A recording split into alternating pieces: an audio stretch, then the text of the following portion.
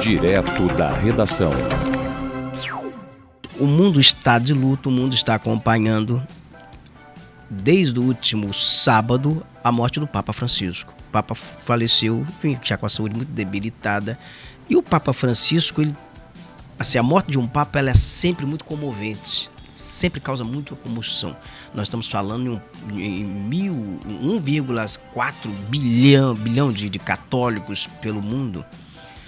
E nós estamos falando de pessoas que muitas vezes não são católicas, são espíritas, são de outras religiões, são umbandistas, são do candomblé, são muçulmanas, são judias, e que têm admiração por essa figura que é o Papa Francisco, porque foi um homem que, assim, ao longo desse pontificado, ele assumiu como Papa em 2013, foi eleito Papa em 2013, ele foi um Papa muito diferente. Além de ser pop, muito humano, entrou em questões que até então a igreja encarava como tabu, que a igreja não se envolvia, e foi, acima de tudo, um diplomata. E quem está comigo aqui nos estúdios, aqui virtualmente, para analisar essa figura, que é o Papa Francisco, é a doutora Caroline, minha filha psicóloga. Bom dia, doutora Caroline. Prazer estar com a senhora aqui. Deixa eu habilitar o som dela aí. Agora sim, bom dia. Me deu bom dia agora aí. Bom dia a todos. Muito bom estar aqui. Perfeito. Doutora Carolina, nós estamos aí acompanhando essa... Eu chamo doutora pela informalidade aqui no programa, obviamente. Então, eu tenho que acompanhar aqui o ritual. Eu tenho que acompanhar, na verdade, aqui a liturgia do programa, né?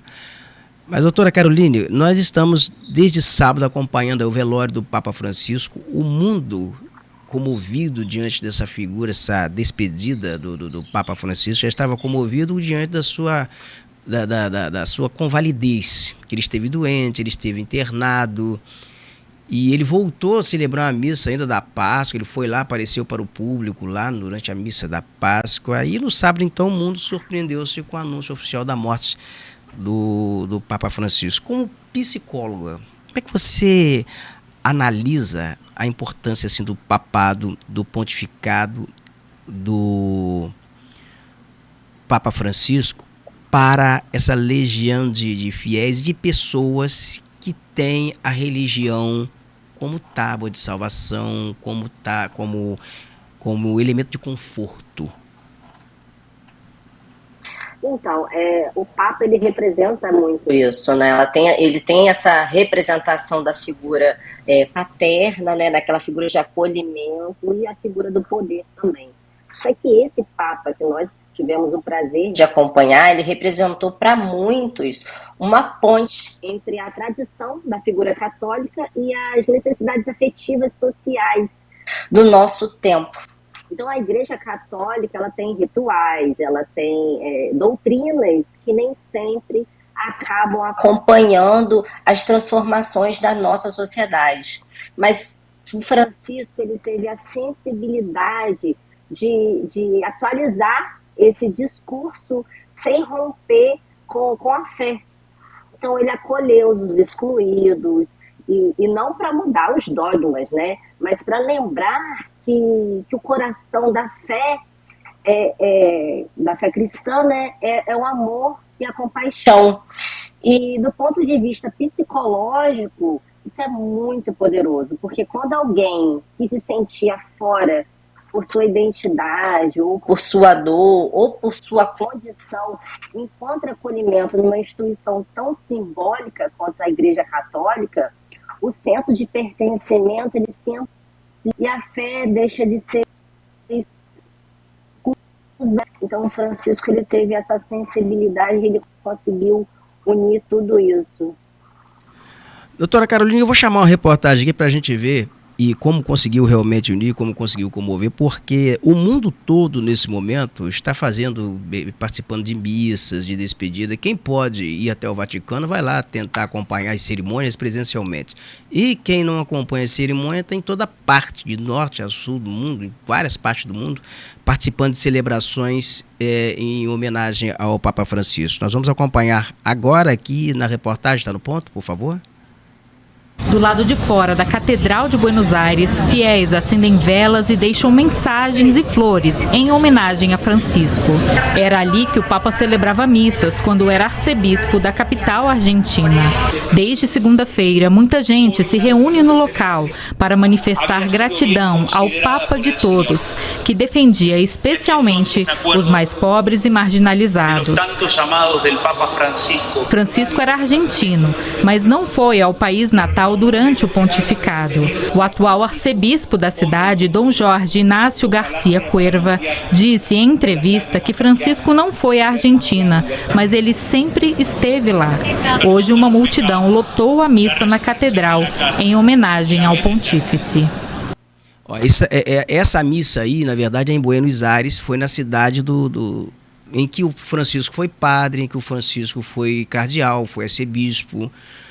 E ali é uma missa, e ele nunca foi à Argentina, porque o Francisco é interessante, ele sai da Argentina com a maletinha para participar do conclave, que é a reunião de cardeais no Vaticano para eleger o novo Papa, que sucederia o Papa Bento XVI, que renunciou, né, ao papado praticamente. Eu acho que foi o segundo Papa na história da igreja a renunciar ao papado. Só que ele nem esperava que ele fosse eleito Papa, só que ele chegou lá e ficou, e não voltou mais. Ficou como Papa e não visitou a Argentina como Papa, né? Eu acho que o Francisco esteve no Brasil, não esteve? Foi, visitou o Rio de Janeiro, esteve no Brasil, esteve em vários países, foi ao Iraque. E no Iraque ele até houve planos de assassinar o Francisco, depois ele revelou isso. E vai ter um documentário aqui na próxima semana com o Papa Francisco, nós vamos exibir na Demais News TV. Mas ali se vê o seguinte, a celebração, os fiéis, e o Francisco, ele teve também uma característica como Papa, que ele fugiu um pouco da liturgia, que o Francisco ele era um Papa que caminhava no meio do povo, ele se aproximava do povo. Você acha que essa característica, ela reforça essa figura, essa expressão de acolhimento? Sim, fortalece o senso de pertencimento, né? Porque quando a gente olha um Papa, nós observamos o quê? O poder, nós observamos a figura, a instituição em si, que é a Igreja Católica, e isso pode nos distanciar, porque a Igreja Católica ela é conhecida mundialmente com o quê? Com as suas belas obras, com o Vaticano. Então aquilo cria, de uma certa forma, um distanciamento. Então, quando o Francisco ele reformula tudo isso, ele traz essa simplicidade, ele lidera com firmeza, mas sem ferir, ele corrige sem excluir, ele ama sem enquadrar.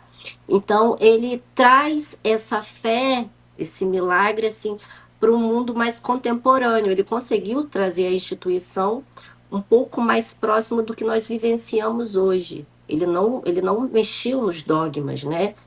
A Igreja Católica ela tem a crença dela sobre o que é certo, o que é errado. Não era isso que era discutido. Ele literalmente acolheu sem julgar essas pessoas. E ele, assim, uma das questões até de acolhimento que mostra isso foi com relação à comunidade LGBTQIA+, né? Eu acho que foi a primeira vez na história que a igreja teve um acolhimento muito diferente, um olhar muito diferente sobre esse segmento. Questão ambiental indígena, a igreja entrou na questão indígena. Eu me lembro aqui, porque tem um vídeo aqui na rede social do Portal Viu, com vários momentos do Papa. Eu acho que está no Diário da Guanabara esse vídeo. E o Papa Francisco, ele tem vários momentos. Ele caminha solitariamente durante a pandemia pela Praça São Pedro, só ele caminhando. Depois aparece o Papa Francisco falando sobre a origem italiana dele, que a origem dele, assim como a sua, é italiana. Era italiana. Ele falava como o pai dele chegou na Argentina. E depois aparece o Francisco falando sobre a questão indígena e pedindo perdão pelos casos de pedofilia que se revelaram no seio da igreja envolvendo os sacerdotes. Era maior... Que é um tabu, né? O tabu, exatamente. Ele abriu esses documentos da Igreja Católica, ele abriu assim... Eu acho que ele tem a importância para a Igreja Católica, né, para esse novo momento da Igreja Católica, como teve vou dizer que João 23, por exemplo, que foi o Papa que promoveu uma abertura na Igreja Católica, que mudou determinados dogmas da Igreja Católica, que foi o bispo, né? Assim, muito progressista. E o Francisco, tem os padres aqui no Brasil que diz que ele faz parte de uma teologia, ele é adepto da teologia da libertação, que tem como uma expressão aqui no Brasil o Frei Leonardo Boff, que inclusive ampara aqui movimentos como o MST, questão indígena, isso tudo vem no seio da teologia da libertação. Eu vou chamar mais uma reportagem aqui, porque agora sim eu quero mostrar, porque eu acho que a próxima reportagem mostra isso, como está essa repercussão da morte do Papa Francisco. O velório continua, vai continuar até o próximo sábado. O sepultamento do Papa Francisco vai ser no sábado, pelo que me parece. Mas eu vou aqui à segunda reportagem sobre o tema. Vamos lá? Na Hungria, a Basílica de Santo Estevão, a maior da capital Budapeste, ficou lotada. Uma missa em memória do Papa, que morreu aos 88 anos, reuniu gente que queria expressar gratidão pelo trabalho do pontífice. Esta mulher espera que o próximo líder da Igreja Católica tenha uma espiritualidade parecida com a de Francisco e represente o Vaticano com ideias semelhantes. Em Barcelona, na Espanha, os fiéis puderam lembrar os ensinamentos do pontífice. A missa em homenagem a Francisco celebrou a união com muita música. O padre da igreja de Santa Ana recorda que o Papa disse certa vez que queria que a igreja fosse como um hospital de campanha para ajudar os feridos. Por isso, ele abre o local para pessoas em situação de rua todos os dias. Aqui é o lar deles. E aqui têm sua casa. Em Jerusalém, muita gente se reuniu para rezar pelo Papa. O patriarca latino de Jerusalém, arcebispo Pier Batista Pizzaballa, celebrou uma missa na Igreja do Santo Sepulcro, onde os cristãos acreditam que Jesus foi enterrado antes de ressuscitar 3 dias depois. Este fiel lembrou que Francisco costumava clamar por paz, amor, respeito e diálogo entre as religiões.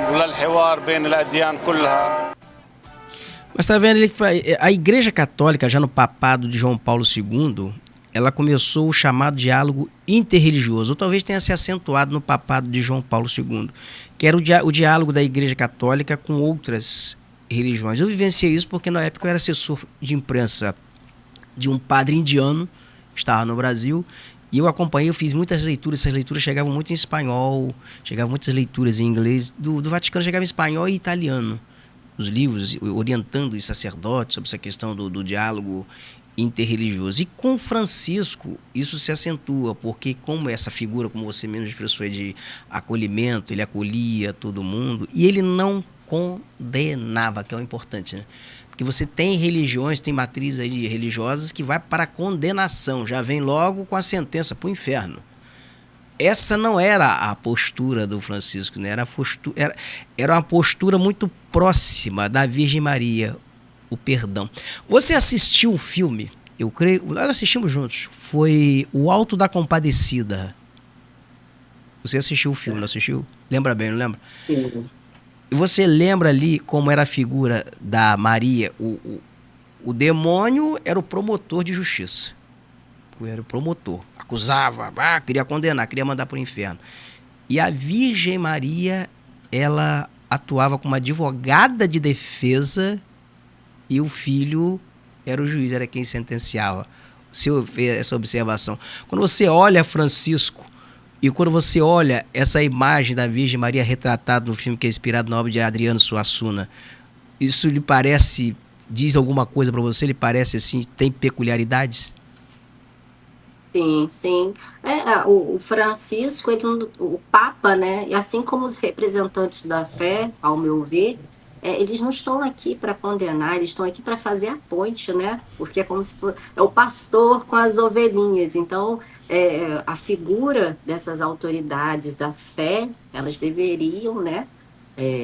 Ao meu ver, estar ali para orientar, acolher. Então, a morte do Papa, ela não traz só a tristeza, mas ela também traz um convite à reflexão. É importante a gente pensar dessa forma, porque ele nos traz a perspectiva de que o quanto nós estamos hoje verdadeiramente disponíveis para acolher, para escutar, para compreender, e que nós, eu acho que a simplicidade do Papa, ele traz a gente para a reflexão de que todos somos passíveis de erro. Quando ele abre os documentos da igreja e fala de um tabu, que são as questões lá da pedofilia, que é conhecido mundialmente, e ele mostra isso claramente, ele mostra, olha, nós também somos passíveis de erro. Então, quem somos nós para condenar? Então, eu acho que isso traz uma insegurança muito grande do que está por vir também, porque nós nunca observamos isso antes na igreja. Apesar de termos tido exemplos de outros papas que traziam também essa simplicidade, esse acolhimento, mas com assuntos tão polêmicos quanto esses, o Papa ele já abriu a igreja para poder receber moradores de ruas, para dar banho, para alimentar. Então são situações muito novas. Então gera essa insegurança, o que está por vir, né? Ah, isso é verdade. Isso gera, e essa expectativa agora que está por vir, a sucessão do Papa Francisco. Porque até sábado nós vamos estar de olho aqui acompanhando o velório. Isso é que o público está vendo. Mas internamente, nesse momento em Roma, na igreja, no Vaticano, que é o menor estado do mundo, é o Vaticano, as atenções já estão voltadas para o conclave, para a sucessão do Papa Francisco. Isso já começa a ser discutido. E o conclave também tem um ritual, né? Reúne-se também ali todos os cardeais que fazem parte desse colégio eleitoral por 1 ou 2 dias ou mais, pode sair no mesmo dia, pode sair depois. E quando ele se reúne, como é que sabe-se que escolheu o novo Papa? Habemus Papa. É quando sai a fumacinha branca na chaminé. Aí já sabe, já tem o nome do novo Papa. Aí tá todo mundo na Praça de São Pedro esperando o anúncio do nome do novo Papa. E quando tem o conclave, termina a reunião e não se chegou ao consenso, sai a fumacinha preta, ainda não tem o novo Papa. Então a fumaça é que dá o sinal, dependendo da cor da fumaça, se temos um novo Papa ou se ainda não temos um novo Papa. Mas eu tenho uma reportagem agora aqui, que a gente vai chegar, porque eu acho que você abriu esse tópico, é o que vem depois. E já tem algumas pistas de quem poderá, ou qual o perfil do cardeal que poderá suceder o Papa Francisco. Tem brasileiro na história, tá? Então, há quem diga que pode ser um Papa filipino, que pode ser um brasileiro, pode ser um Papa mais assim asiático. O Papa Francisco foi o primeiro Papa latino-americano. Ele já quebrou uma tradição, né, da Igreja Católica. O primeiro Papa latino-americano. Agora vamos ver se vamos quebrar uma outra tradição. Mas essa pergunta, Caroline, que você acaba de fazer aí, que é com relação a quem será o sucessor, há quem diga que tem uma reportagem aqui no Diário da Guanabara que diz o seguinte: o Francisco, durante seu papado, ele blindou a sucessão dele, a igreja, para que a igreja não retrocedesse, caísse na mão dos extremismos. Porque esses movimentos de extremistas, de extrema direita, ultraconservadores, eles tentaram se mobilizar dentro da igreja. O homem que foi o grande marqueteiro de Donald Trump, que foi preso nos Estados Unidos, Steve Bannon, ele estava planejando fazer uma ampla campanha de desmoralização do Papa Francisco. Ele chegou a arquitetar isso antes de ser preso nos Estados Unidos. E o Papa Francisco, ele era duramente atacado também por esses movimentos extremistas em função da sua pauta, que é a aproximação com o movimento LGBTQIA+, a aproximação com os indígenas, o acolhimento, né? Essas pautas que eram tabus nas igrejas. Exatamente. Já está no ponto aí a reportagem?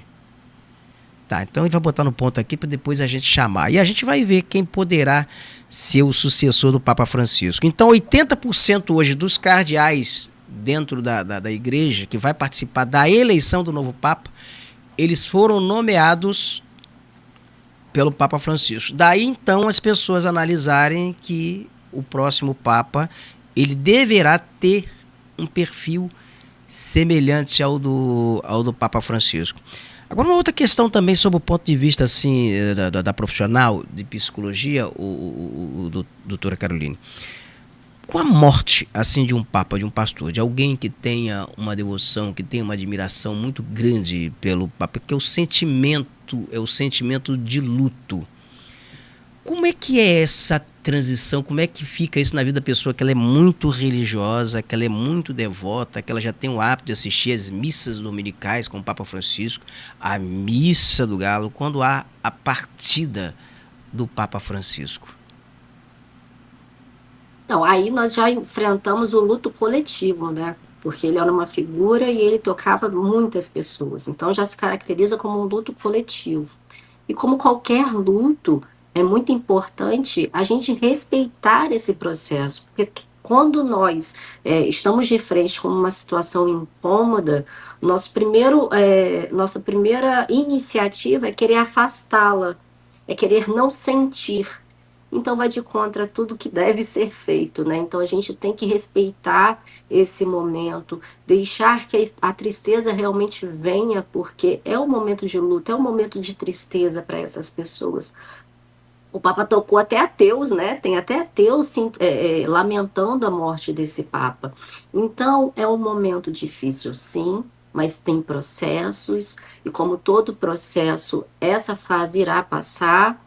Não é nada, não é frase de clichê de autoajuda, é porque vai passar assim, mas é ficar o aprendizado e o que o Papa trouxe de uma forma muito ampla é que a fé ela não pode ser sustentada pela culpa e nem a exclusão. Então não se sinta culpado em ficar nesse momento, né, de desânimo, de tristeza. Então se acolha. Use esse ensinamento, se acolha nesse momento de fragilidade para que você consiga se reerguer novamente. Doutora Caroline, vamos aqui uma pista aqui que os analistas dão de quem poderá, qual é o perfil do sucessor do Papa Francisco. Vamos à reportagem.